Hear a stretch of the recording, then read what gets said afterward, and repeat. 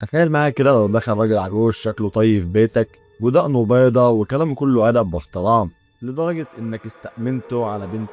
ده اللي حصل مع الجاريس بات. بس السؤال هنا، هو الشكل الطيب دايما بيخبي وراء إنسان؟ طب تعرف إن العجوز ده اللي اسمه ألبرت فيش ما كانش بس قاتل؟ ده بعد سنين من اختفاء جاريس بعت جواب لأمها بيوصف فيها بدم بارد هي كان طعمها إيه وهو بياكلها، وإزاي بشر يقدر يكتب تفاصيل زي دي وهو مستمتع. والأغرب من الجريمة هو اللي اكتشفوه في جسمه بعد ما قبضوا عليه. ومين هو عفريت بروكلي؟ وليه جاريس بات كانت نهايتها مسوية كده؟ كمل معانا القصة دي للآخر علشان تعرف أبشع حكاية في تاريخ أمريكا.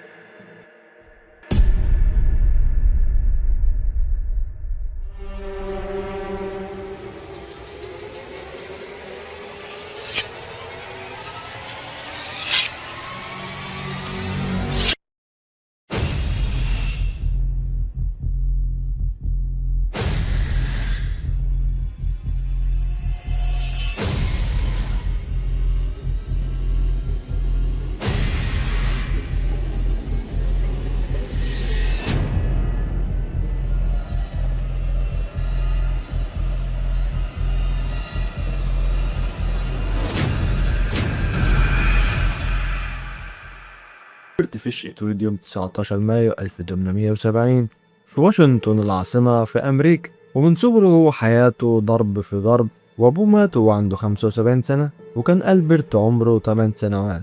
وأمه رمته في ملجأ أيتام، والملجأ ده كان جحيم. كان كل اللي بيشوفه فيه ضرب وتعذيب وإهانة. كل ده كسر دماغه من بدري وخلاه يطلع واحد مريض نفسيا بشكل مرعب. ومن هو صغير بدأ يعذب نفسه بطريقة بشعة. كان بيغرز الإبر في جلده ويخدش جسمه بأدوات حادة ويحرق نفسه، وكان مستمتع بألم نفسه، الطريقة اللي مع الوقت اتحولت لسريع اتجاه غيره. ولذة في الألام، مش بس ألم غيره بل بالعكس وألم نفسه كمان.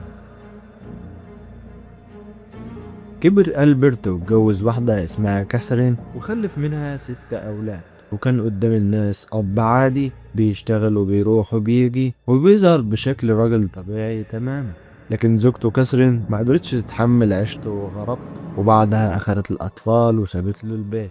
ومن اللحظة دي كانت بداية الشر اللي خلى الشيطان اللي جواه يطلع بالكامل. ومن بعدها قرر يفرغ كل اللي جواه في أضعف الناس في الدنيا، وهم الأطفال. كان بيتمشى في الشوارع عادي، ولما يشوف طفل لوحده يقرب منه بهدوء ويكلمه بلطف ويقول له أنا هديك أكل وهوديك أماكن حلوة وهخليك تلعب هناك. والطفل يصدق لأن اللي قدامه راجل عجوز ضعيف ومش باين عليه أي شر. واللي كان بيحصل بعد كده حاجة العقل يرفضها. كان بيخطف الأطفال ويعذبهم ويقتلهم، وبعد كل ده يعمل الحاجة اللي تخلي أي حد يسمع قصته يقرف. كان بياكلهم، أيوة بياكل لحم الأطفال. وكان بيكتب في مذكراته إن طعم لحم الأطفال أحلى من أي طعم لحمة أكلها في حياته، وكان شايف إن ده عادي وكان مستمتع. ده كان بيبعت خطابات لأهالي الضحايا يحكي لهم فيها بالتفاصيل عمل إيه في أولادهم وأكل إيه الأول وطبخهم إزاي. وكان بيحكي هو مستمتع كأنه بيحكي وصفة أكل مش جريمة قتل. وكان أشهر جريمة ليه هي خطف طفلة اسمها جاريس بيت. وفي يوم 28 مايو 1928 كان ألبرت قاعد في بيته بيقرأ جريدة، وفجأة عينه وقعت على إعلان لشاب عنده 18 سنة اسمه إدوارد بيد. كان بيدور على وظيفة علشان يساعد عيلته في المعيشة.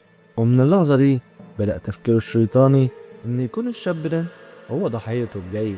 وفعلا ألبرت راح لهم البيت بنفسه علشان يعرض الوظيفة عليهم، وكان مختار اسمه مستعار على أساس إن اسمه فرانك هورد مش ألبرت فيش.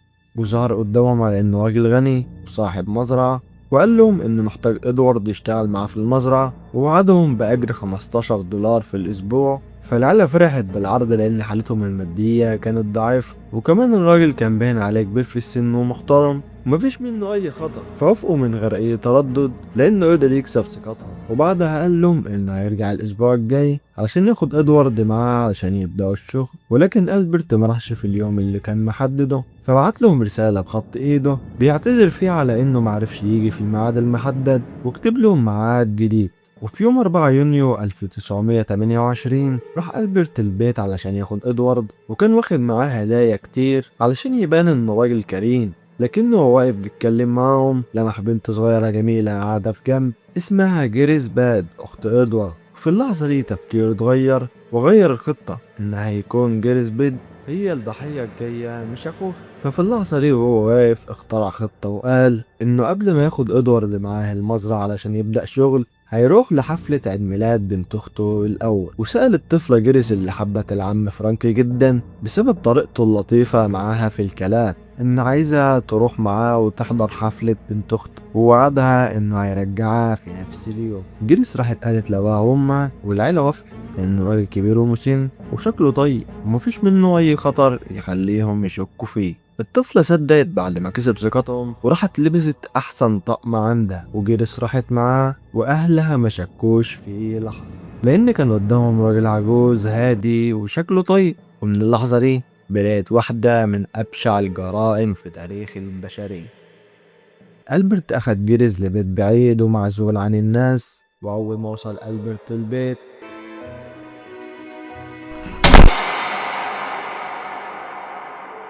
رماها على الأرض. البنت خافت وحاولت تهرب، فضلت جيريس تصرخ وتصوت لحد ما جاب قماشة وحطها في بقها بدون أي رحمة واعتدى على البنت واقتلها، وأنهى حياة طفلة بريئة بدم بارد.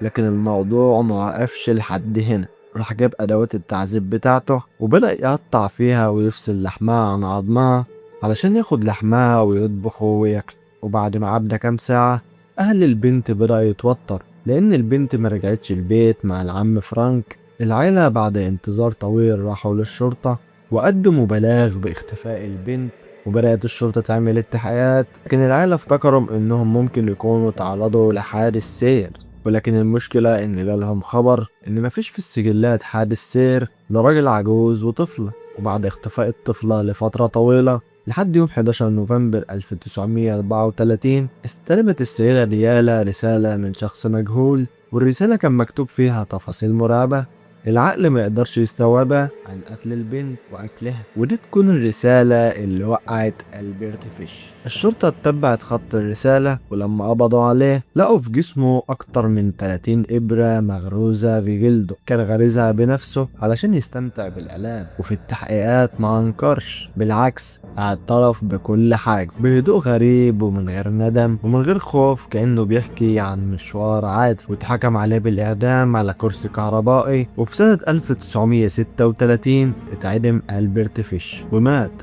بس لسه قصته عايشة كتحذير ان ابشع الشرور ممكن تبقى لابسة شكل راجل عجوز طيب ومحدش يقدر يشك فيه.